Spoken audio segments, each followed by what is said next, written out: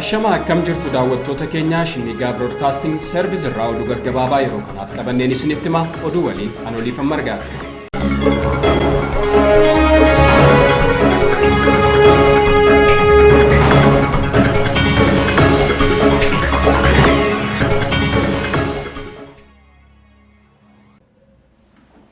Kutaa bulchiinsa magaalaa Finfinnee Nifaas Silkiitti barattoonni mana barnootaa Haannaa sadarkaa tokkoffaa nyaata summaa'ee nyaachifaman jedhame.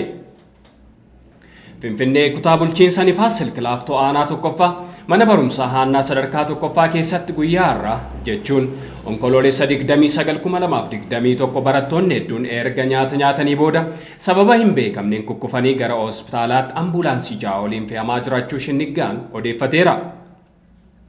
Finfinnee kutaa magaalaa Nifaas Silkii Laaftoo mana barumsaa sadarkaa tokkoffaa Haannaa Maariyaam kan naannoo Haayilee Garmeetti jedhamutti ganama nyaata summaa nyaachifaman jedhaman keessaa barattoonni hedduun hospitaala Xurunesh Beejing galanii yaalamaa jiraachuun barameera. Akka maddeen amanamoo hospitaala Xurunesh Beejing irraa argannetti barattoota nyaata summaa nyaatan jedhamuun gara hospitaalaa geeffaman baay'inni isaanii 98 yoo ta'an isaan keessaa dubartoota 47 fi dhiironni 51 akka yaala argataa jiran beekameera.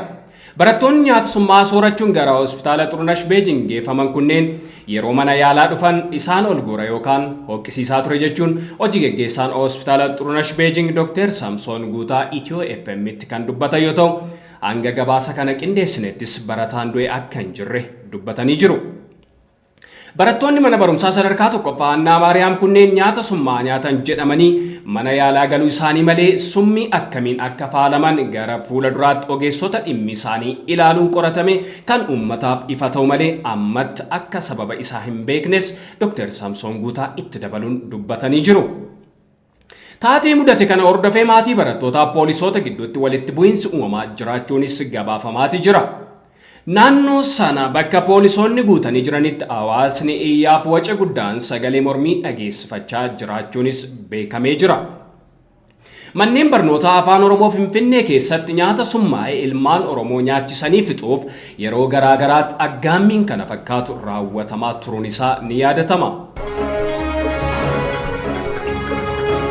Naannoo magaalaa Dasseef Kombolchaatti lolli cimee jiraachuun gabaafame.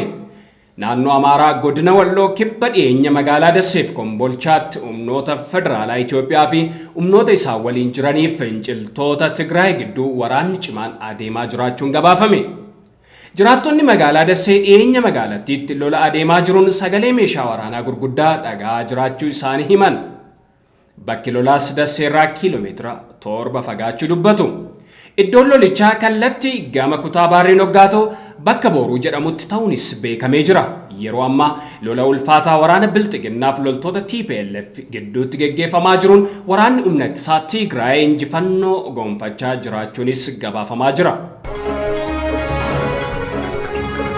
Manneen amantaa Keeniyaa namoota siyaasaa waltajjii isaarraa dhorke. Keeniyaatti namoonni siyaasaa manneen amantaa keessatti waltajjiitti ba'anii waa'ee siyaasa isaanii haasa'uun waan baratameedha. Amma hooggantoonni waldaalee amantaa bebbeekamoo nu ga'aa jedhu ergaa gowwoomsaaf bu'aa hin qabne dabarsuun kabaja waldaa tuqaniiru himata jedhuun namoonni siyaasaa akka waltajjiitti ol hin baaneef dhorkanii jiru. Akkasumas xindiyeeffannoo miidiyaa akka hin arganneef waldaaleen gumaacha maallaqaa namoonni siyaasaa hojii waldaaf kennan ifa hin godhani. Waldaaleen amantaa namoota siyaasaan to'atamuu isaaniif gar tokko kan itti gaafatamu lubootadha. Shaakala qulqullummaa waldattii deebisuun barbaachisaadha jechuun lubni waldaa Kaatolikii Antoonii Muheeriyaa himanii jiru. Ugaandaan waggaa lamaan booda manneen barnootaa banuufi. Pirezidaantiin Ugaandaa ergaa gara waggaa lamaatiin booda amajja dhufu keessa manneen barnootaa akka banaman beeksisan. Manneen barnootaa kunneenis sababii weerara Covid'n cufamanii turani. Pirezidaantiin biyyattii Yoweri Museveni kun namoonni baay'een talaalamanis dhiisanis ni raawwatamaa jedhan. Ammaan kanatti uummata Yuugaandaa keessaa persentaa 10 gadiitu talaalame.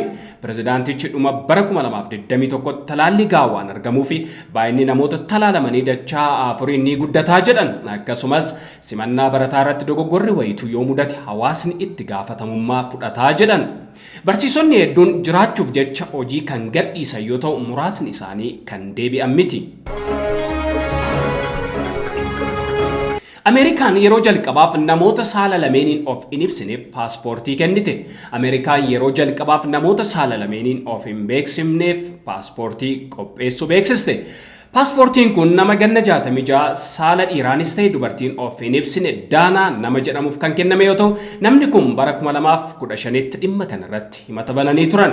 Namni ganna 66 kun loltuu galaanarraa Ameerikaa kan turan yoo ta'u kun anaaf yeroo gammachuutii jedhan erga paaspoortii haaraa kana argatanii booda iddoo garaagaraa deemeen iyyee kun ana jedheen of himuu barbaadaa jedhan. Egaan daawwattoota keenya oduu ijoon yeroo kanaaf qaabanne kan hagammaa turanii qophiilee SHINNIIGAA waliin turtii gaarii.